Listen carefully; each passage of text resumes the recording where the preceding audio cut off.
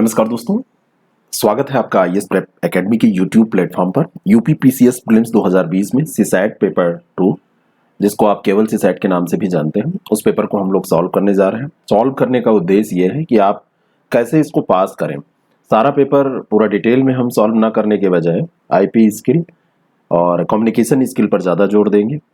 हिंदी के जो प्रश्न हैं आप लोग आसानी से कर सकते हैं। सारे प्रश्न करने की कहीं ज़रूरत नहीं है कि सारे आपके सही ही हों।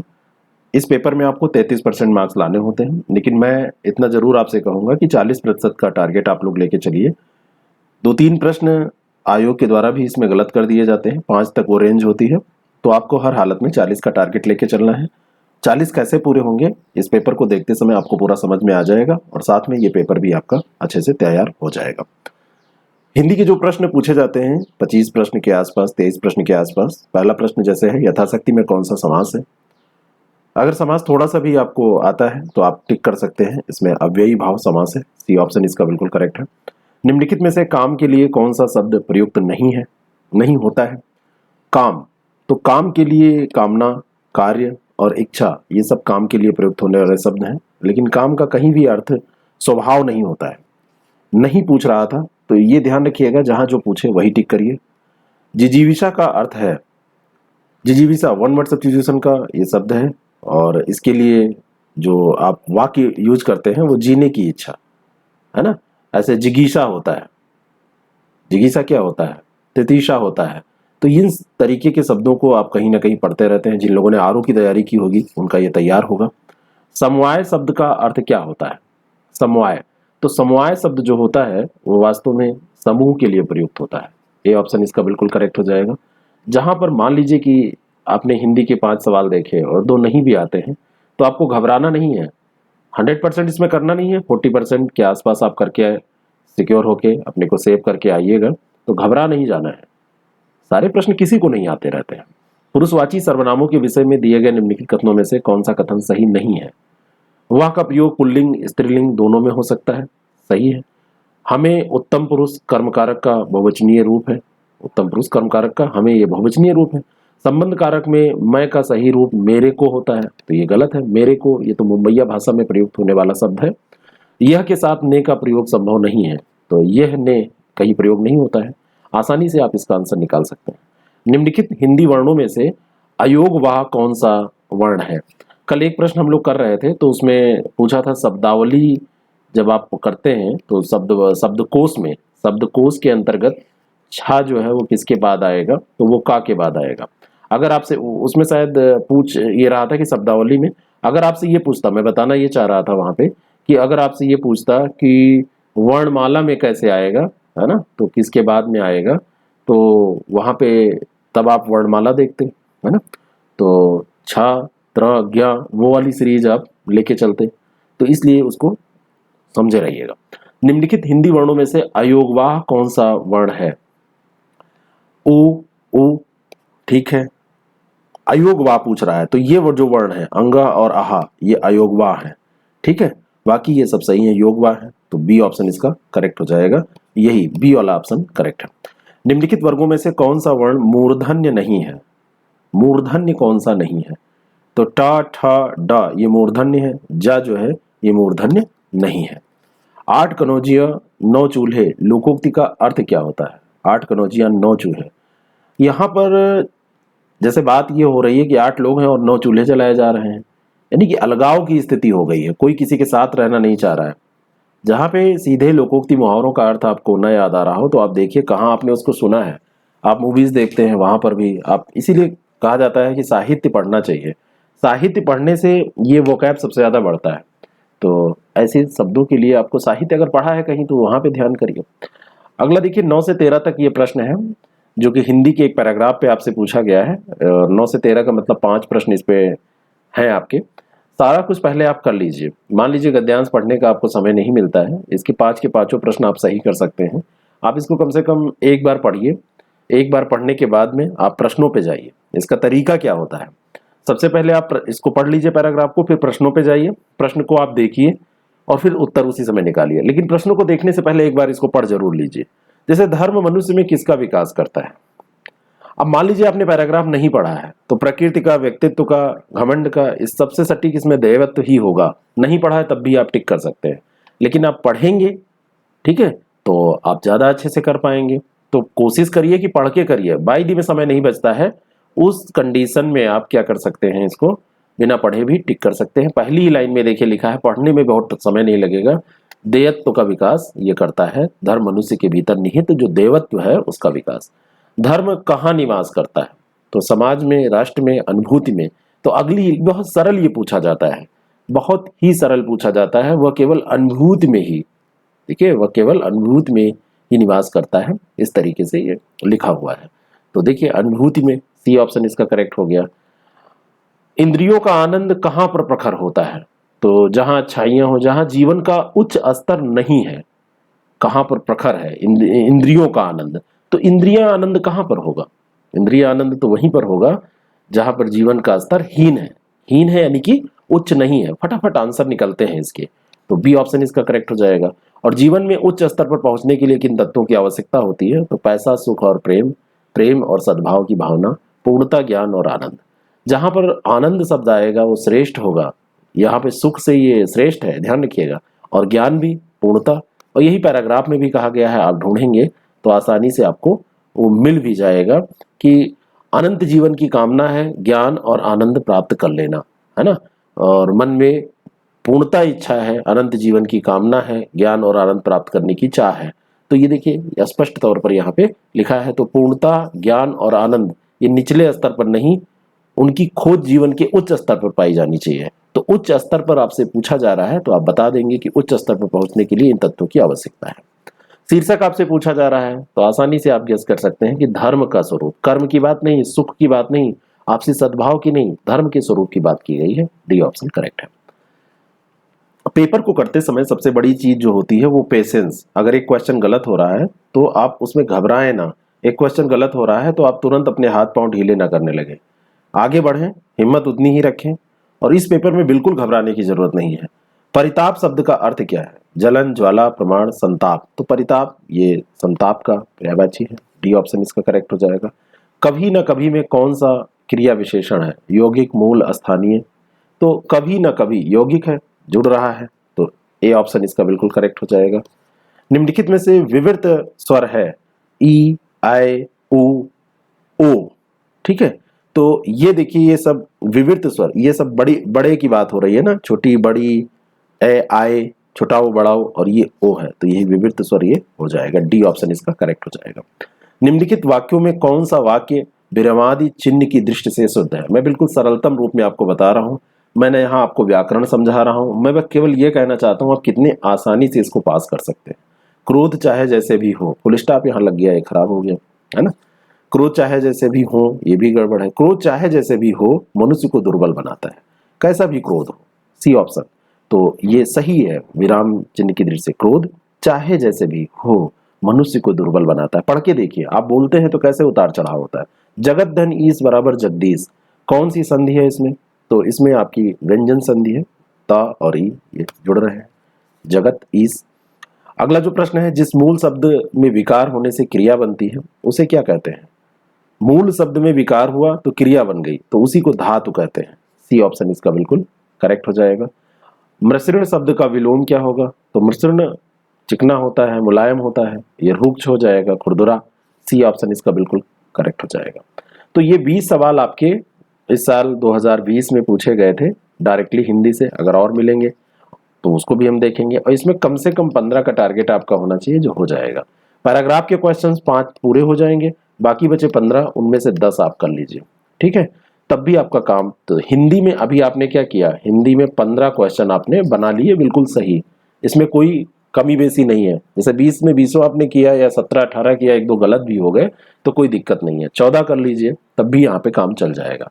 अब 5 क्वेश्चन देखिए, अंग्रेजी के पैराग्राफ से, इंग्लिश का पैराग्राफ दिया है, उससे आपसे 21 से 25 तक के क्वेश्चन पूछे गए हैं, और इसमें भी सिंपल से क्वेश्चन पूछे जाते हैं। ये अगर आप ध्यान से पढ़ते हैं तो हिंदी वाले पैराग्राफ की तरह इसमें भी आंसर निकल आता है। Education enables a man to realise his nature both mentally and spiritually. आप देखेंगे तो बिल्कुल आपको ऐसे लिखा हुआ मिल जाएगा। Education is a device for helping a man to grow to his full stature. It enables him to realize his nature both mentally and spiritually. Simple सा प्रश्न, सिंपल सा, बिल्कुल पहली लाइन में ही आपको आंसर उसका मिल जाता है, तो इसमें कोई दिक्कत नहीं होती। ए ऑप्शन इसका बिल्कुल करेक्ट है। What an educated man is able to see in the world. तो mountains, hill and buses, roads, meadows and inns, more beauty, more variety, more scope for his sympathy and understanding than he saw before. तो देखिए यहाँ पर ये बिल्कुल स्पष्ट तौर पर आपको लिखा हुआ मिल जाएगा। यहाँ पे देखिए, he is able to see in the more beauty, more variety, more scope for his sympathy and understanding than he saw before. यहाँ पे ही होना चाहिए, he saw before. तो ये बहुत आसान प्रश्न होते हैं, बिल्कुल इजी, बिल्कुल प्रश्न आपसे पूछे जाते हैं।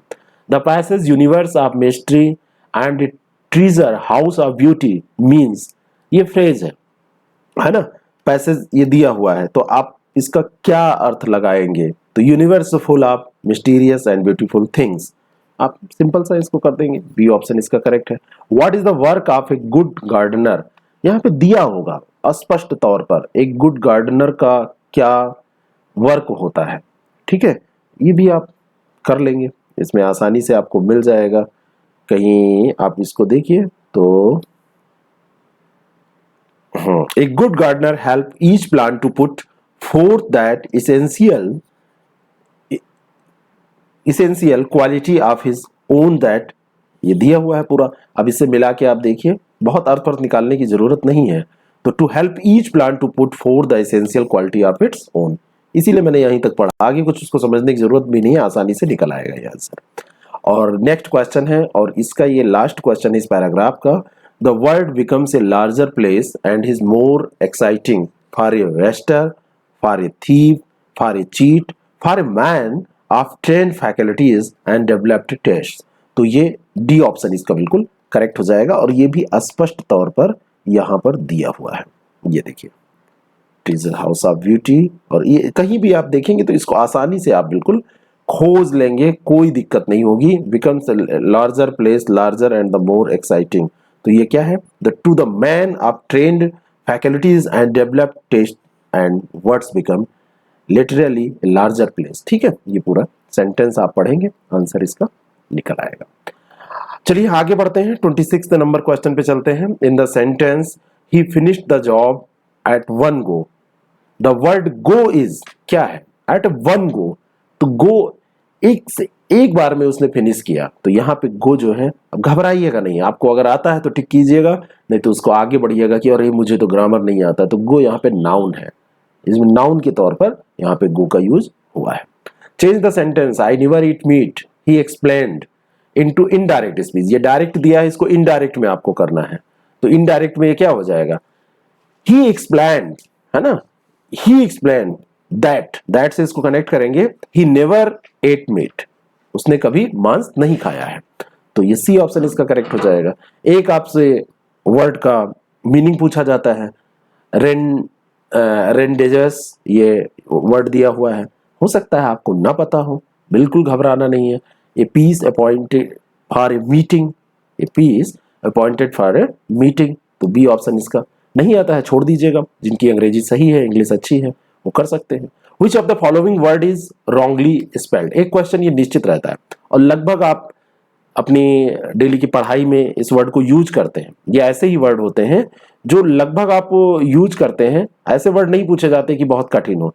करेस्पॉन्डेंस, तो इसको सही से चेक करिए, सही है, और कंसाइंस ये भी सही है, ऑकरेंस सही है। कन्वेनियंस, है ना, तो कन्वेनियंस ऐसे लिखा हुआ है, इसकी स्पेलिंग सही क्या होगी?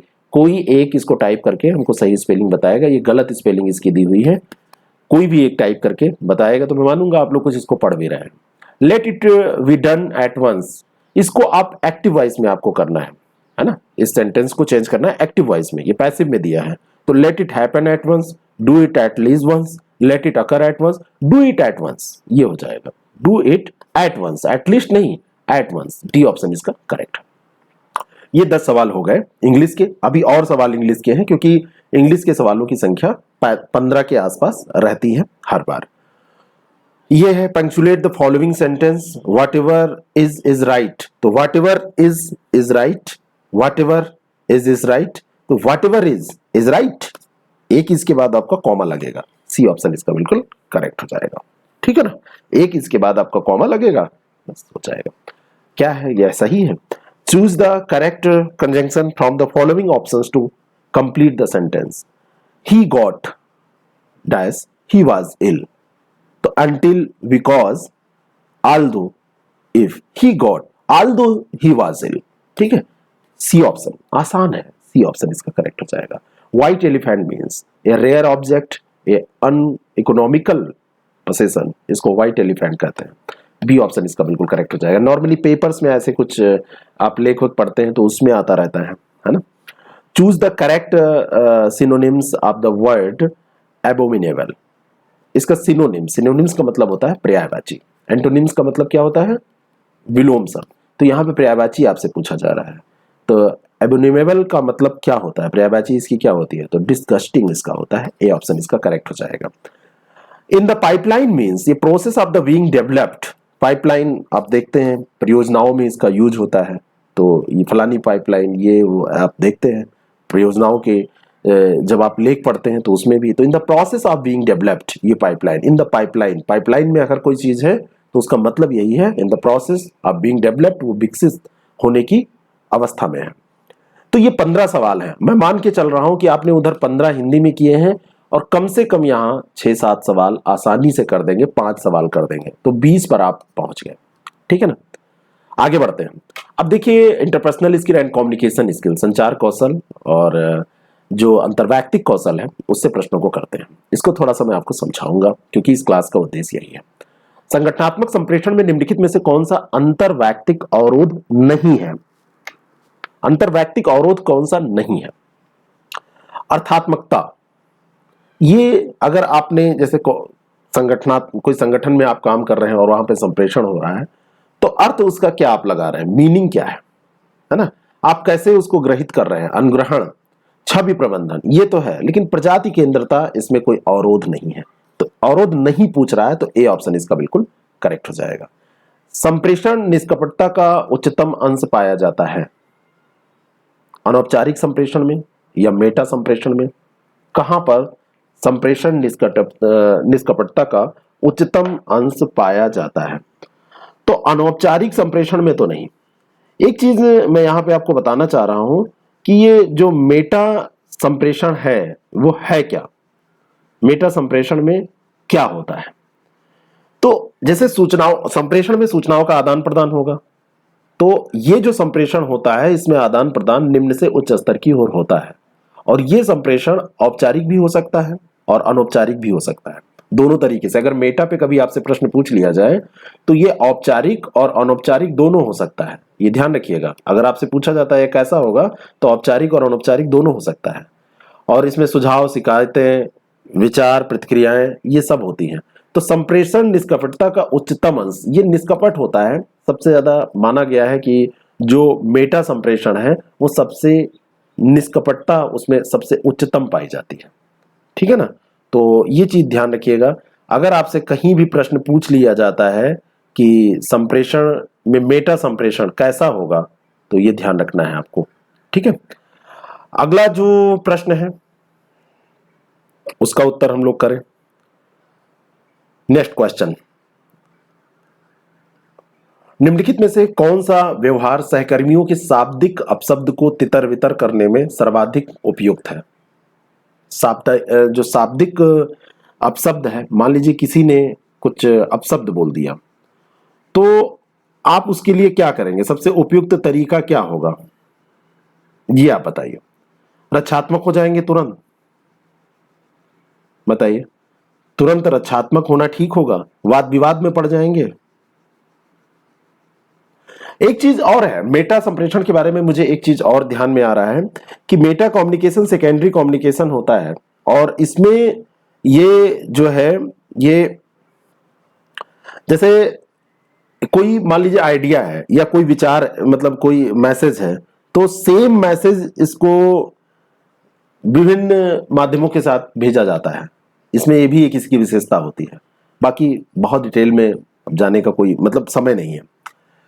तो रक्षात्मक हो जाना ये भी गलत होगा, वाद विवाद में पड़ जाना ये भी गलत होगा। और हानिकारक भाषा को स्वीकार करने से इनकार कर देना, कहते ठीक है क्या होगा, हम नहीं मानते, यही सबसे सही होगा। आक्रामक देह भाषा बनाए रखना ये गलत है, तो सी ऑप्शन इसका बिल्कुल करेक्ट हो जाएगा। तो मेटा संचार, क्योंकि कई बार पूछा गया है तो मैं बार बार उस पर मेरा मन चला जा रहा है। मेटा संचार में एक ही संदेश का अर्थ पूरी तरीके से अलग भी हो सकता है, ये ध्यान रखिएगा, इसमें चेंज हो जाता है। और मतलब कई बार ऐसा लगेगा कि विपरीत अर्थ लगने लगता है।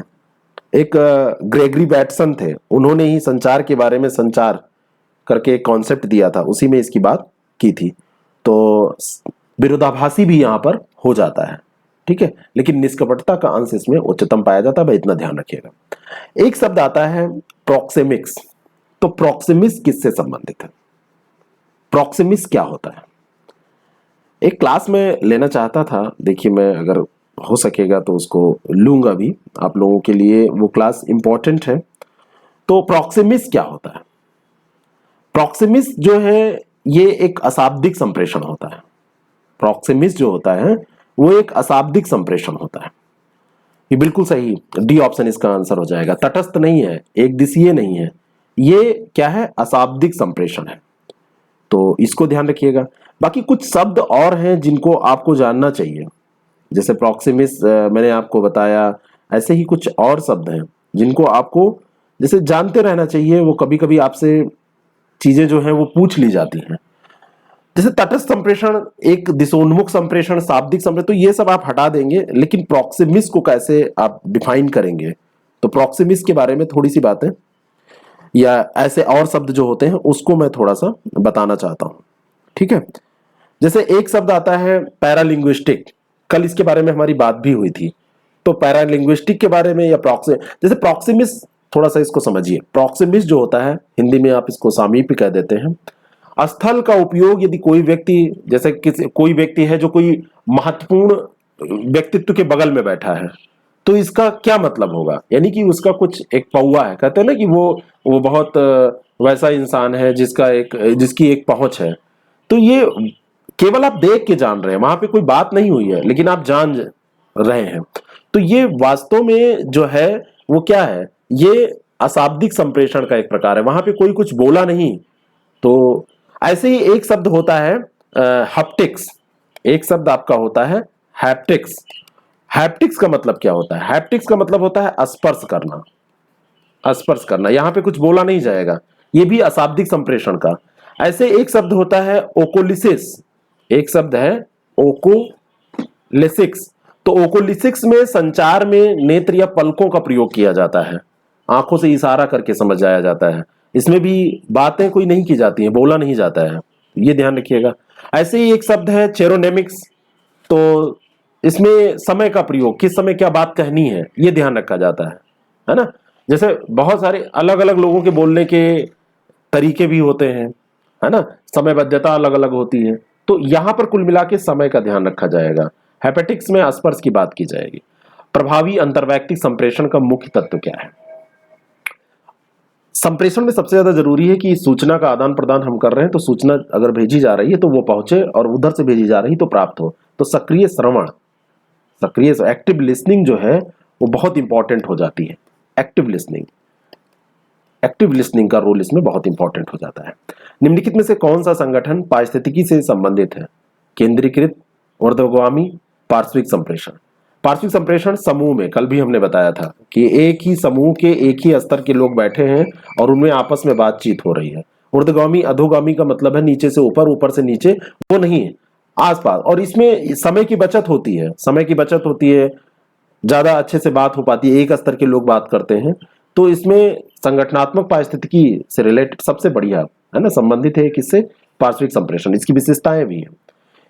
अगले कुछ मैथ्स और रीजनिंग। अब देखिए यहाँ पे जो 10 सवाल हमने अभी 5-7 सवाल किए, अब इसमें कोई बहुत दिक्कत वाली बात नहीं है। इसमें 2-3 सवाल तो आप आसानी से बना सकते थे। किसी परीक्षा में उत्तीर्ण हुए लोगों में स्मिता का स्थान ऊपर से 16वां है, लिख लीजिए ऐसे 16वां, और नीचे से उसका 29वां है। नीचे जाएंगे, नीचे से देखेंगे तो यही स्मिता का स्थान 29वां हो जाएगा। 6 छात्रों ने परीक्षा छोड़ दी, 5 छात्र अनुत्तीर्ण रहे, तो कक्षा में कुल कितने विद्यार्थी हो जाएंगे? तो आप इसको जोड़िए, 16 और प्लस 29 प्लस 5 और प्लस क्या 6, तो ये 9 6 15 5 ये 6 और ये 3 और 2 56 और एक ही स्मिता का स्थान ये एक माइनस हो जाएगा तो ये 55 आ जाएगा, 1 माइनस कर देते हैं ना, तो डी ऑप्शन इसका बिल्कुल करेक्ट हो जाएगा। रवि ने पूर्व की तरफ चलना प्रारंभ किया, तो किधर भी चले ये सब आप देख लेंगे, तो ये 5, ये सिंपल सा ग्राफ आप बनाएंगे, जैसे भी गया वो निकल आएगा, तो बी ऑप्शन इसका करेक्ट है। निम्नलिखित में से कौन सा रेखा चित्र शरीर कान मुंह के संबंध को सही तरीके से दर्शाता है? ये प्रिंट नहीं हो पाया है, सॉरी, इसके लिए सॉरी, एक क्वेश्चन आपका ये कम पड़ रहा है। 4 पुरुष हैं ABCD, 4 महिलाएं हैं और एक मेज के चारों तरफ ये एक दूसरे की तरफ मुंह किए बैठे हैं, तो मेज आप बना लीजिए और उसमें 4 इधर बिठा दीजिए, 1 2 3 4 और 4 को इधर बिठा दीजिए। अब इसमें जो शर्तें हैं, कोई भी 2 पुरुष एवं 2 महिला साथ साथ नहीं बैठे हैं, इन शर्तों पर आप इसको सेट करिए और इनमें फिर कई प्रश्न कई बार आपसे पूछ लिए जाते हैं। यहाँ पे तो एक प्रश्न पूछा है, कई बार 2-3 प्रश्न पूछ लिए जाते हैं, तो उसके आधार पर आपको बताना है कि इसमें वे 2 लोग कौन से हैं जो डी के दोनों ओर बैठे हैं। तो आप जब चारों सेट कर देंगे तो निकल आएगा, W और Y आ जाएंगे। यहाँ पे मैं बताने लगूंगा तो इस पेपर में बहुत लंबा समय लगेगा। कुल मिला के इसको इन शर्तों के हिसाब से सेट करिए और इसमें ये तो साथ साथ नहीं बैठे, ये बात की बात है, W B के दाहिने तरफ बैठी है, तो B तो महिला है, ये तो पक्का पता है। अब W को B के दाहिने तरफ बिठा के देख लीजिए, दाहिना इधर होता है राइट, ये होता है लेफ्ट, ये राइट है, ये लेफ्ट, इधर से देखेंगे तो दाहिना इधर राइट हो जाएगा, इधर लेफ्ट हो जाएगा, तो ये सब नियम ध्यान रखिए, सेट हो जाएगा। किसी कूट में, कूट वाले मैंने आपको कल भी बताए थे कि इसमें नंबरिंग ही मेन है और इसमें तो बहुत आसान है, इसको ये लिखा जाता है, इसको ये, तो इसको क्या लिखा जाएगा, तो यहीं से आप शब्द ले लीजिए 2 3, यहां से तो NP आ ही जाएगा और जैसे NP आया तो NP 2 में दिया है, अब एक जगह और, तो 4 की जगह पे देखिए क्या यूज हुआ है, तो 4 यहाँ आया है S, तो NPS जैसे आप करेंगे, नहीं 4 यहाँ पे आ रहा है, सॉरी S, ये S 4 और यहाँ पे 5 ढूंढना पड़ेगा, एक्सट्रीमली सॉरी, तो T और उसके बाद 4 आ रहा है ना, तो NPTS, तो 3 अक्षर तक देख लीजिए, 2 में काम ना चले, 3 तक लगभग आंसर निकल आते हैं, कभी कभी 4 तक जाना पड़ेगा। लुप्त संख्या यहां पर याद करनी है, इसमें भी कोई ना कोई क्रम आपका पाया जाता है, 4 5 6 है, फिर 2 3 7 है, फिर 1 8 3 है और फिर 21 98 और समथिंग, तो इसमें कोई ना कोई आपका रिलेशन आपको मिल जाएगा, ठीक है। तो आप कैसे निकालेंगे इसको, कुछ ना कुछ तो इसमें ऐसा होता ही है। तो देखिए 4 चौक 16 और 2 दूनी 4, 20 और 1 21, 50 25, इसका वर्क करिए और 25 और 3 त्रिका 9, ये 34 और 8 28 64, 34 और ये, तो सबका वर्ग करके जोड़ा गया है, तो इसको ये 36, ये 49 और ये 9 जोड़ दीजिए, 9 9 18 6 24 के 4 और 4 3 7 2 9, तो 94 इसका आंसर हो जाएगा। आसान होते हैं क्वेश्चन। निर्णय लेने के संदर्भ में फ्रेमिंग प्रभाव, फिर वो आ गया, निम्नलिखित में से किसका उल्लेख करता है, तो फ्रेमिंग प्रभाव में इसको याद ही करना पड़ेगा, विकल्पों की प्रस्तुति का ढंग, ये दंग नहीं होगा, ढंग विकल्प के चयन को प्रभावित करता है, ये है, यही फ्रेमिंग प्रभाव ही है, तो इसको याद रखिए, ये ऑप्शन इसका बिल्कुल करेक्ट है। अगर ये आपसे फिर से पूछ लिया जाएगा कभी भी, जैसे कुछ क्वेश्चंस हैं जो उनको आपको तैयार रखना है, कभी भी आपसे वो पूछे जा सकते हैं, फिर से रिपीट हो सकते हैं, तो फ्रेमिंग प्रभाव पूछ ले या कई प्रश्न और हैं, तो ये तो खैर रटने वाले ही क्वेश्चन हैं। तो ये जैसे होता क्या है, फ्रेमिंग प्रभाव अगर आपसे पूछ लिया जाए तो ये एक संज्ञानात्मक पूर्वाग्रह होता है, जहां लोगों को जैसे क्या विकल्प सकारात्मक हो या नकारात्मक हो उनको दिए जाते हैं और उन्हीं के आधार पर उनको रिजल्ट डिक्लेयर करना होता है, मतलब फैसला करना होता है, तो विकल्पों की प्रस्तुति की जाती है और विकल्प के चयन को फिर वो प्रभावित भी करते हैं, है ना, लाभ होगा हानि होगा, तो चाहे सकारात्मक हो नकारात्मक हो कुछ भी इसमें हो सकता है, ये ध्यान रखिएगा। तो ये ध्यान, अगला है, किसी उच्च संसक्त समूह के सदस्यों के समालोचनात्मक मूल्यांकन परक निर्णयन क्षमताओं के नष्ट हो जाने की प्रवृत्ति को क्या कहते हैं।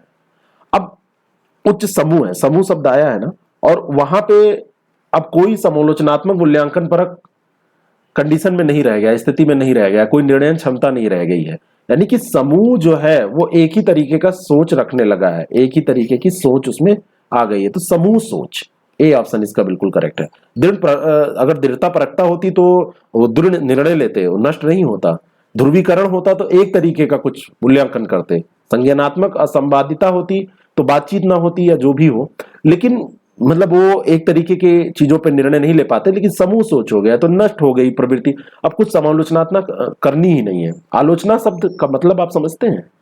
आलोचना का मतलब केवल बुराई नहीं होता है, बुराई भी आप देखिए, अच्छाई भी आप देखिए, लेकिन बुराई पे थोड़ा सा ज्यादा, और उसको बाद में बताइए कि इसको कैसे क्या करना है। निर्णय की वह शैली जो सभी को प्रसन्न रखने में अत्यधिक संबंधित है, उसको क्या कहते हैं? तो वो व्यवहार परक शैली होगी। जितना ज्यादा आपका जो व्यवहार होगा वो सबको, अगर आपको शांत रखना है, सबको प्रसन्न रखना है, तो व्यवहार से ही तो कर सकते हैं। सिंपल सा है। निम्नलिखित में से कौन सा निर्णय के परिणामों की संभाव्यता के अनुमान का नियम है? निर्णय के परिणामों की संभाव्यता के अनुमान का नियम, तो ये उपयोगिता का आकलन, ए ऑप्शन इसका करेक्ट हो जाएगा, उपयोगिता का आकलन। ठीक है। वैध मानक आकार के निरपेक्ष न्यायवाक्य में यदि मुख्य पद निष्कर्ष में व्याप्त हो तो उसे क्या कहते हैं?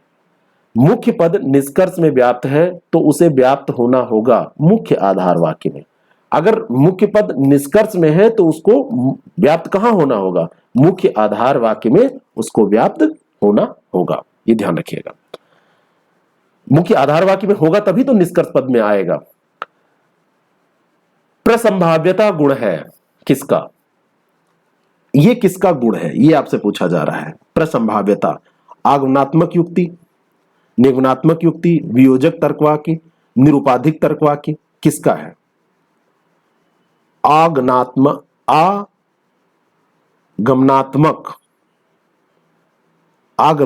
युक्ति। अब आगमनात्मक युक्ति से कई बार और प्रश्न पूछे गए हैं, जैसे आगमनात्मक तर्क होते हैं, यानी कि ये ऐसे तर्क होते हैं जिसमें प्रेक्षण किए जाते हैं और एकाकी प्रेक्षणों के ज्ञात तथ्यों को फिर जोड़ा जाता है, और जोड़ने के बाद में, है ना, जोड़ने के बाद में अधिक व्यापक कथन निर्मित करते हैं, और उसी के आधार पर इसको क्या कहते हैं? इंडक्टिव रीजनिंग कहते हैं, है ना, या इंडक्शन भी इसको कहते हैं। तो ऐसे तथ्यों से अध्ययन आप प्रारंभ करते हैं इसमें, जो या तो ऐतिहासिक है या प्रयोग की तुलना या निरीक्षण के परिणाम है, वहां से इनको शुरू करते हैं। तो प्रसंभाव्यता का गुण इसी में पाया जाता है। ए ऑप्शन इसका बिल्कुल करेक्ट हो जाएगा। बात समझ में आ रही है? नेक्स्ट क्वेश्चन, अगला जो प्रश्न है उसका उत्तर दीजिए।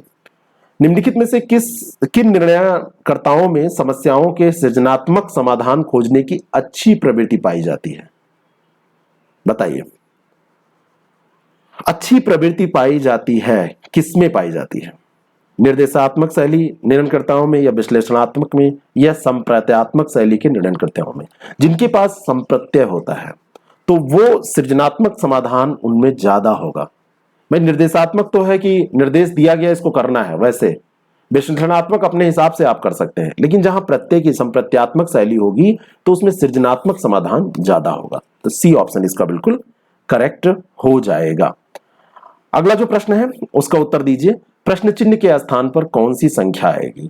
तो यहां पर भी शायद वो थोड़ा सा गड़बड़ हुआ है ये पेपर उसमें करने में, तो इसका आंसर खैर भी है, लेकिन यहाँ पे प्रश्न चिन्ह है क्या? इसको मैं जब पीडीएफ आपको दे देंगे ना, तो पीडीएफ में इसको मैं सही करा के दे दूंगा। तो ये प्रश्न संख्या एक ये 55 है, जिसको हमको सही करना है। मैं इसको नोट किए ले रहा हूँ 55। तो ये आपको उसमें पीडीएफ में मिल जाएगा, बिल्कुल परेशान मत होइएगा, और उसको आप कर लीजिएगा वहां से। आगे बढ़ते हैं। यदि ए बी की बहन है, सी बी की माँ है, डी सी का पिता है, तो ई डी की माँ है, तो ए का डी से क्या संबंध होगा? ये सब आप कर लेते हैं, आपके घर के जो सदस्य हैं उन्हीं पे अप्लाई कर दीजिएगा। यदि आपसे 1 से 100 तक की सभी संख्याएं लिखने को कहा जाए तो आप कितनी बार 3 लिखते हैं? ये सिंपल सा प्रश्न होता है, तो इसमें बहुत समस्या नहीं होती है। अगर आपको नहीं आता है तो आप शुरू करिए, 3 में लिखेंगे, 13 में लिखेंगे, 23 में लिखेंगे, है ना। लेकिन यहाँ ध्यान ये रखना है कि जब इसके बाद वाली लाइन आएगी तो 30, 31 ये पूरा क्रम आ जाएगा ना, तो 30 से 39 तक तो आप वैसे 3 लिखेंगे और 33 में 2 बार लिखेंगे, तो इसको जोड़ने में थोड़ा सा सही रखिएगा। इसका टोटल आपका 20 आ जाएगा, और इसको आप कर भी सकते हैं 1 मिनट में, अगर आपको नहीं आता है ये तो। और एग्जाम में आता भी रहता है, तो कई बार जिनकी प्रैक्टिस नहीं होती है तो लगता है गिन लेते हैं, तो गिन लीजिएगा, लेकिन गिनने में वो पूरी रो ध्यान रखिएगा। ऐसा नहीं कि 23 के बाद 33 फिर 43 पे चले जाएं। शब्दों के विषम युग्म को चुनिए। आयतन लीटर सही है, दबाव बैरोमीटर, लंबाई मीटर, और अवरोध ओम, दबाव बैरोमीटर। इसमें क्या अंतर है? लंबाई मीटर में नापी जाती है, अवरोध को ओम में, लीटर। पद्धत की बात हो रही है ना, मीटर एमकेएस पद्धत की बात हो रही है, और ये बैरोमीटर, दबाव बैरोमीटर, ये गलत है ना, यही तो होगा, बी ऑप्शन इसका करेक्ट हो जाएगा। निम्नलिखित कथनों को पढ़िए। रमा सोनम से उम्र में बड़ी है, तो रमा को आप लिख लीजिए और सोनम से इसको उम्र में बड़ा कर दीजिए, ऊपर लिख दीजिए। पूनम रमा से उम्र में बड़ी है, पूनम को ऊपर और कर दीजिए। और सोनम पूनम से उम्र में बड़ी है, और सोनम जो है, रमा सोनम से उम्र में बड़ी है, तो ये आपकी रमा हो गई, सोनम से बड़ी है। और पूनम रमा से उम्र में बड़ी है, ये आपकी पूनम हो गई। ऐसे ही तो इसको आप लगाते हैं, रमा से उम्र में बड़ी है, और सोनम जो है ये पूनम से उम्र में बड़ी है।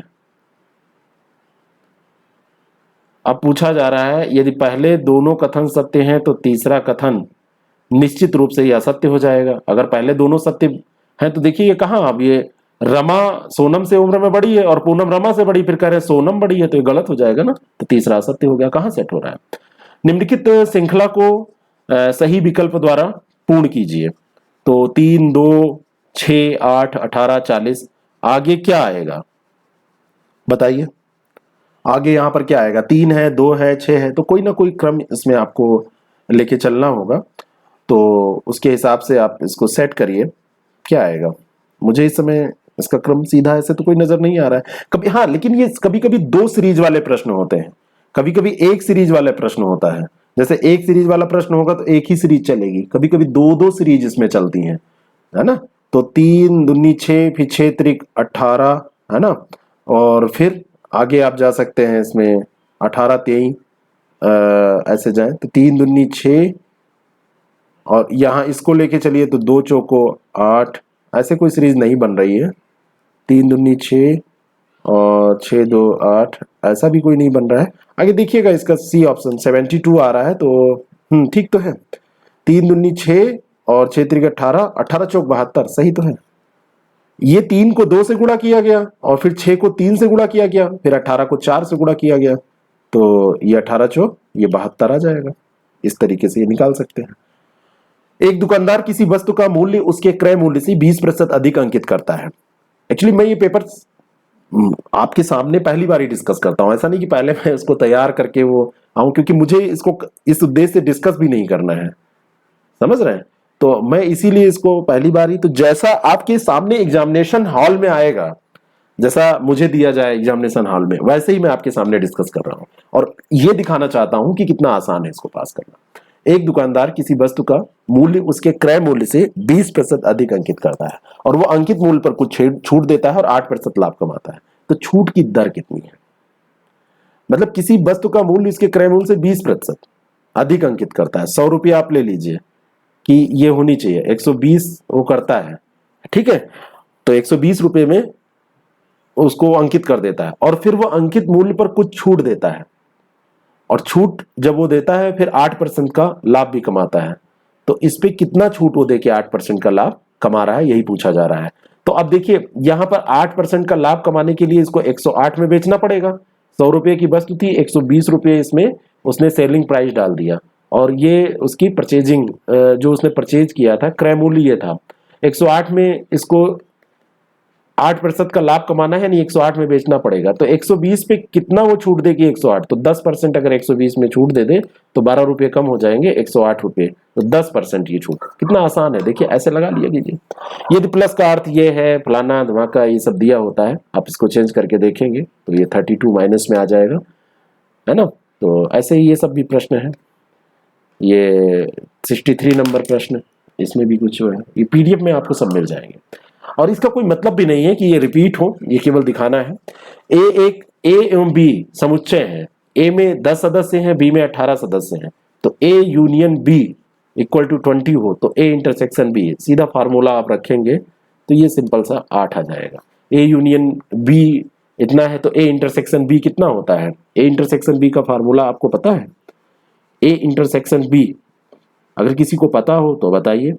ए इंटरसेक्शन बी का फार्मूला, जैसे मैं उन चीजों में आपको फंसाना नहीं चाहता हूं, कि उसको आपको रटना पड़े, निकालना पड़े, ठीक है ना। तो ए इंटरसेक्शन बी कैसे आप निकालते हैं? तो ए इंटरसेक्शन बी का फार्मूला अगर आपको पता है तो आप निकाल लेंगे, ठीक है। नहीं पता है तो इसको छोड़ दीजिएगा। ए इंटरसेक्शन बी का मतलब क्या होता है? Number of elements in set ए, है ना, इंटरसेक्शन डी, यही तो होता है। तो इसको अगर आपको आता है तो करिएगा, इसके लिए स्पेशली तैयार करने की जरूरत नहीं है। किसी समचतुर्भुज के विकर्ण 32 सेंटीमीटर और 24 सेंटीमीटर है। समचतुर्भुज है और उसके ये विकर्ण दिए हुए हैं,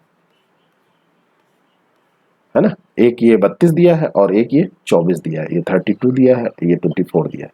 तो उसका परिमाप निकालने को आपसे कहा जा रहा है, तो ये 80 सेंटीमीटर ये आ जाएगा, ठीक है ना। कैसे परिमाप निकालेंगे देख लीजिएगा। दो चर y एवं x निम्नलिखित प्रकार से संबंधित है। y equal to 5x plus 4, यदि x का समांतर माध्य 10 है तो y का समांतर माध्य क्या होगा? कुछ लोगों के लिए आसान, बाकी लोगों के लिए कठिन हो सकता है। 54 आ जाएगा। जो आप देखिए, अब यहां पे कुछ क्वेश्चन आपको कठिन लग रहे हैं, लेकिन 50% तब भी आप कर सकते हैं मैथ्स में। प्रथम 20 धनात्मक सम संख्याओं का माध्य कितना है? तो प्रथम 20 धनात्मक सम संख्याएं अगर आप लेंगे तो सम संख्याओं का माध्य आपसे पूछा जा रहा है। फार्मूला सिंपल सा होता है, ऐसे याद कर लीजिए। डी ऑप्शन इसका बिल्कुल करेक्ट हो जाएगा। और अगर जैसे फार्मूला ही आप जानना चाहते हैं तो ये डायरेक्ट फार्मूले भी होते हैं। डायरेक्ट फार्मूले क्या होते हैं? जैसे आप प्रथम 20 धनात्मक सम संख्याओं का माध्य, ठीक है, तो ये जैसे आप इसको कई तरीके से निकाल सकते हैं। अब वो फार्मूला क्या फार्मूला है उसका, तो इसको आप आसानी से निकाल सकते हैं। इसका जैसे सिंपल सा एक मतलब तो आप समझ ही रहे हैं कि इसका मतलब क्या है। प्रथम 20 धनात्मक सम संख्या है, यानी कि आप 2 लेंगे फिर प्लस 4 करेंगे, ऐसे आप जाएंगे, है ना। फिर आप 6 करेंगे, फिर 8 करेंगे, इनको जोड़े फिर 20। फार्मूला इसका होता है n a plus L by 2, यही तो होता है। n यहाँ पर 20 हो जाएगा, a यानी कि जो पहला पद है 2 हो जाएगा, a और l जो है वो अंतिम पद 40 तक पहुंचेंगे तब आप आएगा, फिर बाई 2। तो 20 गुणे 42, है ना। और ऐसे करके आप इसको निकालिए, 22 22 दूनी 44, 420 पहला पद इसका जो हो जाएगा, अर्थात ये पदों की संख्या जो 20 है, इसी फार्मूले से इसको आप कैलकुलेट करेंगे, ऐसे ही तो आता है ये। तो ये आपका मतलब 420 बटे, इसको आना क्या चाहिए, 420 बटे 20 ये आ जाएगा, इसी से निकल जाएगा। ये जब टोटल करेंगे तो 420 आएगा, तो ये 21 आ जाएगा इसका। ये निकाल लीजिएगा, ये फार्मूला जो भी मुझे भी इसमें एग्जैक्ट हो सकता है नहीं याद आ रहा हूं, यही फार्मूला होता है इसका n/2 a प्लस एल। तो a यहाँ पर क्या हो जाएगी, प्रारंभिक संख्या 2 हो जाएगी और अंतिम संख्या ये 40 हो जाएगी। तो 40 तो 42 और n/2 उस नीचे तो नहीं चला जाता, देख लीजिएगा। निम्नलिखित में से कौन सा संप्रेषण में पराभाषीय संकेत है? पराभाषीय, पैरालैंग्विस्टिक की जो बात अभी मैं कर रहा था, तो जहां पे जैसे मुखाकृतीय अभिव्यक्ति है ना, ये हाव भाव है, ये नहीं, पराभाषीय है, पैरालैंग्विस्टिक जो होता है। तो ये स्वर संबंधी जो क्षेपण है ये हो जाएगा, सी ऑप्शन इसका बिल्कुल करेक्ट हो जाएगा। मुखाकृतीय, हाव भाव, अंग विन्यास, ये एक तरीके के आपको नजर भी आ रहे हैं, केवल आप अलग से जो दिख रहा है उसी को कर दीजिए, तो सी ऑप्शन इसका करेक्ट हो जाएगा, ठीक है। देखिए मुझे वो फार्मूला याद आ गया, इसमें थोड़ा सा मैंने ये गलत किया था। यहाँ पर बाई 2 और टोटल को 20 से डिवाइड करते हैं। जो 20 पदों का ये पूछा जा रहा है तो टोटल को n से डिवाइड भी करते हैं, ठीक है ना, टोटल जो आता है। तो यहाँ पर n, इसको मैं फिर से आपको समझा दे रहा हूँ, क्योंकि वो जब कुछ अधूरा रह जाता है।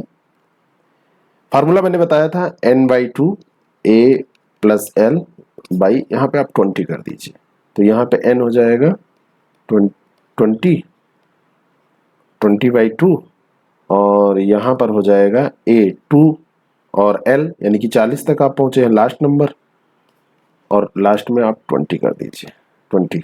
तो यहाँ पर ये 10 आ जाएगा और यहाँ पर ये हो जाएगा 42, 10 × 42। और ये आ जाएगा 20, तो ये 2 हो जाएगा, 2 से 21 आ जाएगा।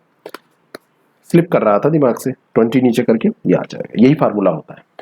आसानी से हो पाए तो करिएगा, नहीं हो पाएगा छोड़िएगा, कोई दिक्कत नहीं है, नेगेटिव रिस्क लेने की जरूरत नहीं है। किस प्रकार के संप्रेषण नेटवर्क में समूह के नेता के उद्भव की संभावना होती है, लेकिन समूह के सदस्यों की तुष्टि निम्नतर होती है? कहां पर नेता सबसे पहले बनेंगे?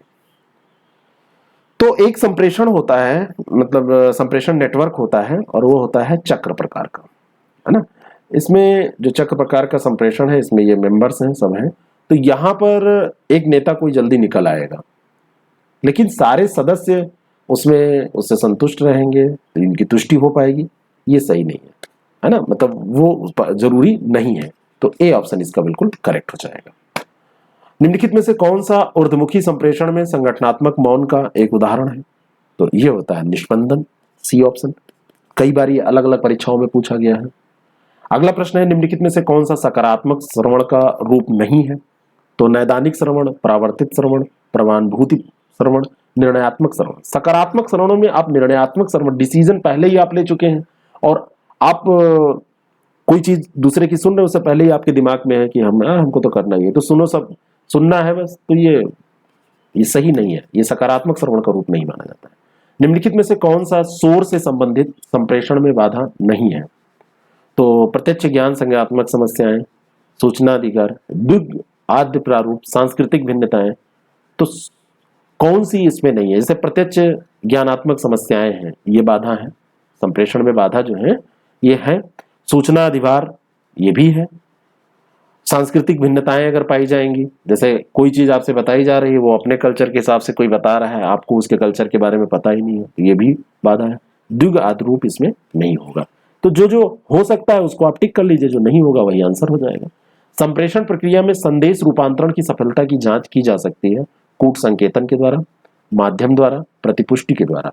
तो जो फीडबैक आता है, जैसा आपने किसी को कुछ बोला और उसने उधर से फीडबैक दिया, यानी कि उसने समझा है तभी तो फीडबैक दिया। अब उसको समझ में आया तो फीडबैक दिया, नहीं आया तो फीडबैक दिया, लेकिन आपकी बात को सुना है। तो जो फीडबैक होता है, प्रतिपुष्टि होती है उसके द्वारा।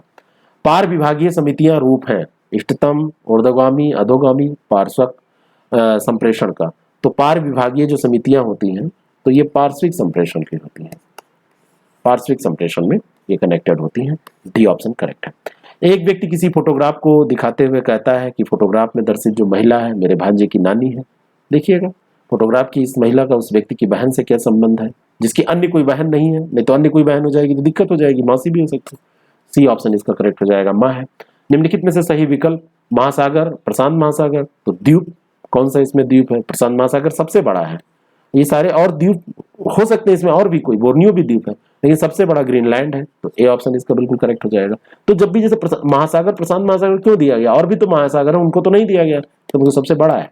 तो यही आप यहाँ पे अगला जो आपको फिल इन द ब्लैंक करना है उसमें यही तर्क लगाएंगे। निम्नलिखित को तार्किक क्रम में व्यवस्थित कीजिए। मेढक, बाज, टिड्डा, सांप, घास। तो शुरू करिए, आप एनवायरमेंट में पढ़ते हैं तो सबसे बेसिक होगा घास। घास के बाद में आपका घास खाएगा टिड्डा, टिड्डे को खा जाएगा मेढक, है ना। और मेढक को फिर कौन खाएगा? मेढक को खा जाएगा सांप, और सांप को फिर उसके बाद में खा जाएगा बाज। तो ये 53142, 53142, सी ऑप्शन इसका करेक्ट हो जाएगा। एक बंदर 12 मीटर ऊंचे चिकने खंबे पर चढ़ता है। पहले मिनट में वो 2 मीटर चढ़ता है, अगले मिनट में 1 मीटर नीचे फिसल जाता है। एक खंबा है, 2 मीटर, 1 मिनट में 2 मीटर चढ़ा और फिर 1 मीटर वो नीचे चला आया। तो वास्तव में उसने 2 मीटर चढ़ा, 1 मिनट में 2 मीटर चढ़ा और फिर 1 मिनट में 1 मीटर नीचे चला आया। 1 मिनट, तो इधर मिनट आप लिख लीजिए और इधर कितना चढ़ा ये लिख लीजिए, तो ये -1 आ गया। तो वो 2 मिनट में टोटल जो चढ़ा वो कितना चढ़ा? 1 ही मीटर तो चढ़ा। तो कितने समय में खंबे पर चढ़ पाएगा? अब खंबे पर चढ़ने का ये होगा कि वैसे तो जोड़ेंगे तो 12 दूना 24, सीधे 24 मिनट हो जाएगा। 12 मीटर खंबा है, तो वैसे तो आंसर आप टिक कर सकते हैं कि 24 के नजदीक का यही है, लेकिन लास्ट बार जब वो चढ़ेगा तो अगला मिनट ही नहीं रहेगा ना, तो वो फिसलेगा नहीं, है ना। अगली बार उसको नहीं होना होगा, इसीलिए 21 मिनट इसका आंसर आएगा। बी ऑप्शन इसका करेक्ट हो जाएगा। निम्नलिखित आकृति में यहाँ पे देखिए 79 में ये आपको पीडीएफ में ये मिल जाएगा। 79 नंबर जो क्वेश्चन है, तो पीडीएफ में इसकी आपकी त्रिभुजों की संख्या जो ज्ञात करनी है ये आप देख लीजिएगा, डी ऑप्शन। ये कुछ सिस्टम में एरर होता है तो वैसे इमेज गायब हो जाते हैं। सूची फर्स्ट सेकंड को आपको सुमेलित करना है। सभी मनुष्य मरणशील है सारे मनुष्य मरणशील। सर्वव्यापी निषेधात्मक तो ये होगा नहीं, सर्वव्यापी सकारात्मक या अंशव्यापी। तो यहाँ पर जो बात हो रही है तो सर्वव्यापी सकारात्मक है कि सारे मरणशील हैं, इसमें कोई दो राय नहीं, एक अथरी हो जाएगा।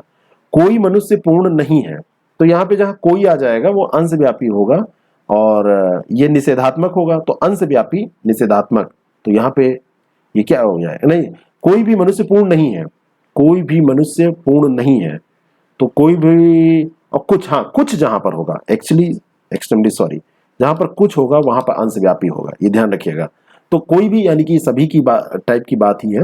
तो कोई मनुष्य पूर्ण नहीं है, ये सर्वव्यापी निषेधात्मक नहीं की बात हो रही, निषेधात्मक हो जाएगा। कोई भी नहीं है यानी कि सर्वव्यापी, तो ये बी का 1। कुछ विद्यार्थी बुद्धिमान है, तो कुछ विद्यार्थी बुद्धिमान है, अंशव्यापी बुद्धिमान है ना, सकारात्मक बात हो रही है तो 4। और कुछ किसान धनी नहीं है, नकारात्मक बात हो रही है लेकिन कुछ लगा है तो अंशव्यापी ही हो जाएगा, तो 2। 3142, 3142 डी ऑप्शन इसका करेक्ट हो जाएगा। समझिए इसको ट्रिक।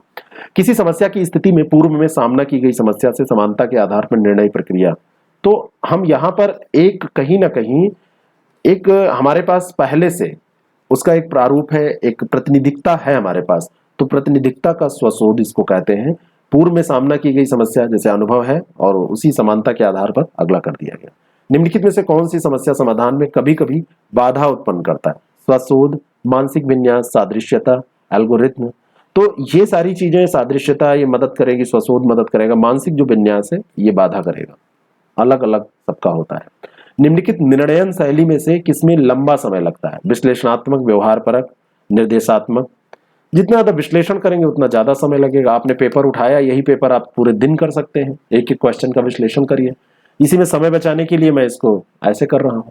तो अभी हिंदी में हमने कितने क्वेश्चन किए? हिंदी में 15 क्वेश्चन, इंग्लिश में हमने कहा कि हमने 5 क्वेश्चन। अब मैथ रीजनिंग जितना अभी तक पढ़ा है उसमें 10 तो बना ही सकते हैं ना, उसमें तो कोई दिक्कत है नहीं। और जितना अभी तक आए और ज्यादा बना सकते हैं, 15, 13, 14 तक आप मैथ रीजनिंग में, मैथ और जो रीजनिंग है उसमें बना सकते हैं, है ना। अभी तक 20-25 सवाल हमने अगर किए हैं तो या जितने भी किए हैं उनमें से आधे से ज्यादा तो आप बना सकते हैं।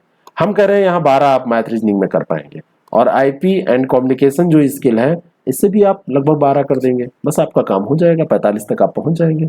बस में 44 क्वेश्चन ये हो गए।